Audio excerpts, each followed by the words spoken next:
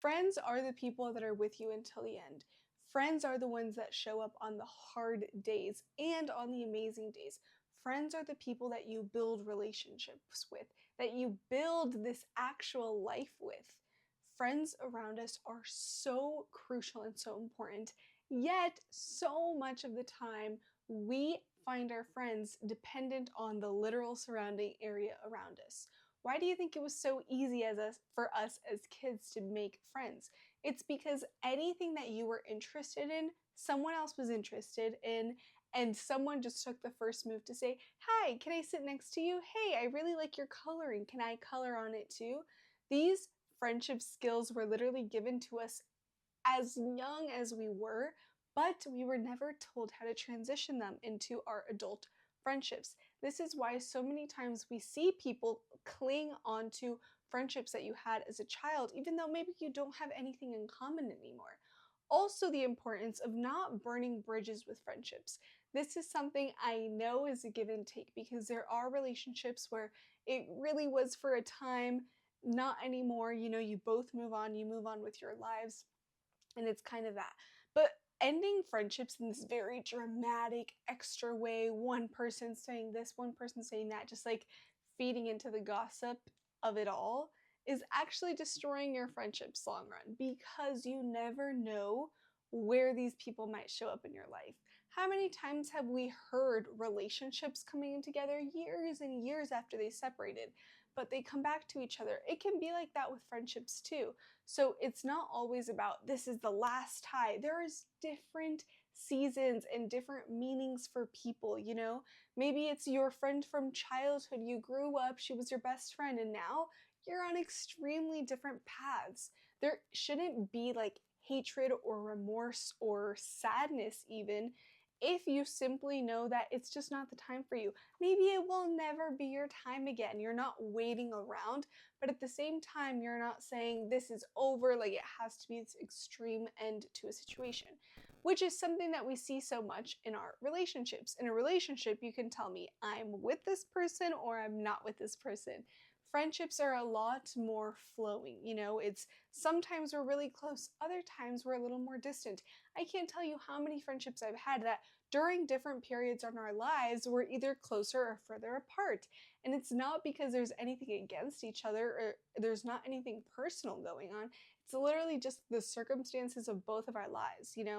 I remember 2 years ago, I was planning my best friend's birthday, or not birthday, her wedding with her. I was her maid of honor, and we were putting together all the decorations, and I was hosting her bridal party and planning her bachelorette party, all of like the fun things. And of course we were so close that year, more than we had ever probably been since elementary school, when we'd have sleepovers at her house all the time. But that's the beautiful thing about it. You always come back for maybe a season of your life, and then you let go again, and then you come back. I don't think that friendships need to be something where that person is constantly, constantly there. Also, there are different friendships for different people. Some friends are going to be your ride or dies, the person that you can call at 3 in the morning, just absolutely sobbing, everything's going wrong, this person's going to pick up. There's going to be other people that are a little bit more reserved, other people that, you know what, that was a great time when we studied abroad together or when we traveled together, or just a different phase of your life when we were college. And that's the time of your life that you shine with those people and they become your friends. But overall, you see how all of these friendships have different times, different meanings, different seasons, different reasons, because really that's what friendship is. It's like trying a little bit of every food. Who would want to just have one food for the rest of their life? Maybe some people, but do you see how important it is to have that variety? Imagine if you only ever had mangoes for breakfast every single morning. How sick and tired would you get of eating the same mango every day? You would get tired of it. You want to diversify. Just like that, we want to diversify our friendships. We want to see what's out there, what's new to us, what's something that, oh, I used to love. I need to go back to that now. Friendships are just like that. And if you can have a space of bringing in like space of community and talking, communicating, if you can communicate with your friends, like truly on a deep level, like I can tell you when something's wrong. I can tell you when something that you did really didn't sit well with me. if you can sit and have those conversations with your friends, those are your friends, okay? It again might be for certain times, but this I'm pretty like clear on. If you have clear communication with your friendships, like genuinely you both give, you both take, you both build your relationship, that is going to be a lifelong relationship. As they say, true friendships stand the test of time. If you've been friends for more than 7 years, you can kind of tell yourself that you will be very likely friends for a very long time, you know? So think about that. Think about all the opportunities, all the billions of people that you have out there to meet, you know? If you haven't met your people yet, that's fine. If you thought that you met your best group of friends, but everyone ended up leaving you out as something, or whatever reason might come up, it doesn't matter, because the most amazing pure friendships are out there for you, okay? The most amazing, abundant, caring, respectful, common, communicative friends are out there, and trust me, I've had my struggles with this, okay? Friendships have been one of the biggest healing wounds that I've had in my life. Over different periods of my life, I've realized this constant pattern of friends coming in, going out. And honestly, like, does it hurt? Of course it does. Of course it hurts to lose a friendship or feel like you can't really rely on that person anymore. But I feel like I've learned there are so many opportunities to get that love, to have that deep sense of communicating with someone, of like being in that unity with someone. And there are so many opportunities. There's so many more friends that you can make. Your life is always around the corner waiting for you to have a new experience, waiting for you to meet a new person. You just have to be willing to look for it. You just have to be willing to say, I'm still willing to see it. Something I really wanted to work on this year was my friendships. And I am, I'm building little by little with completely new people in a completely new country. Like everything is new, everything is different. But what I'm really holding myself to is the vulnerability that I share with these people. Friendships grow because of what you grow together, like you need to be doing things together, or friendships also grow when you're able to actually be vulnerable with the person. If you lead with your curiosity and your vulnerability, you will be blessed with the most amazing friends that you've ever had. Truly, you will, because vulnerability does one thing that nothing else in this world does. It genuinely makes you a relatable human being. It reminds people that even though your life might look some way, even though you might get everything that you want, no matter what, there are struggles in every single person's life. This is something that we get told so much, that money or fame or success or the right partner or the right friends will like finally fix you. Nothing is going to fix you because nothing is wrong with you. Nothing is innately broken inside of you. But if you knew that, if you genuinely knew that deep in your heart, you wouldn't be searching for it. You would just know that you're able to attract it. You're able to pull out that energy of whatever it is that you desire in your life, and you can just obtain more of it because simply you're radiating at that same level. Your friends should not be someone that you chase. Your friends is not someone that you should ask to respect you, to ask to be nice to you. Those aren't your real friends. And if you haven't found your real friends, there was a quote I heard the other day. I loved it so much. And it was this girl pretty much saying, I didn't know that I could find my best friend when I was 32 years old. It's so true. And obviously, like 32 is still like a very young age, but we all think if I don't have a best friend growing up, if I don't have a best friend in college, if I don't have a best friend in my 20s or in my 30s, like what am I doing? I'm missing the whole point of life. No, sometimes your friends come way later, just like a partner. There's people that don't really find their true partner until way later in life, their 60s or 70s. It's not a time thing. It's about genuinely like, are you finding the quality of what you know that you deserve? Or are you settling in the meantime? I can't stand it. And obviously, like, it comes to, if you're in a certain situation, you're in your middle school, you're in your high school, like, you're forced to be there. When you're just surrounded by all of these friends that you're like, you just look around and you know deep inside of your heart that they are not for you. They don't talk about the things that you talk about. They don't look at the world in the same way. Get away from those people as soon as you possibly can. Stop limiting yourself and thinking that those are the only people that are meant for you, because trust me, you can have so much better. Anything that you want, you can have. Anything that you imagine in your mind, any reel that you see that you envy, anything that you're jealous of, anything that comes to your mind, you can create it. Everything starts with a thought in your head. If you have that thought, it means it's literally already, its testament is already on your doorstep.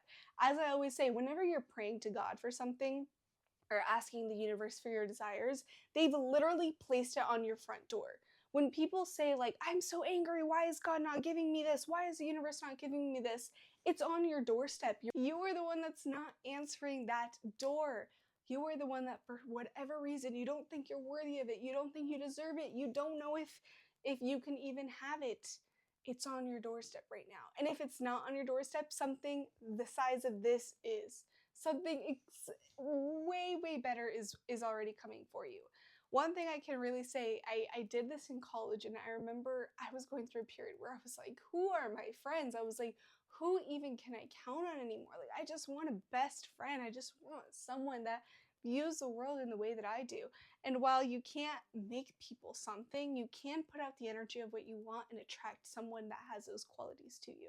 So I wrote down pen to paper on this random newspaper, I remember. I wrote it in Sharpie, and I wrote, this is my best friend. And I wrote down like 20 characteristics that I wanted my best friend to have.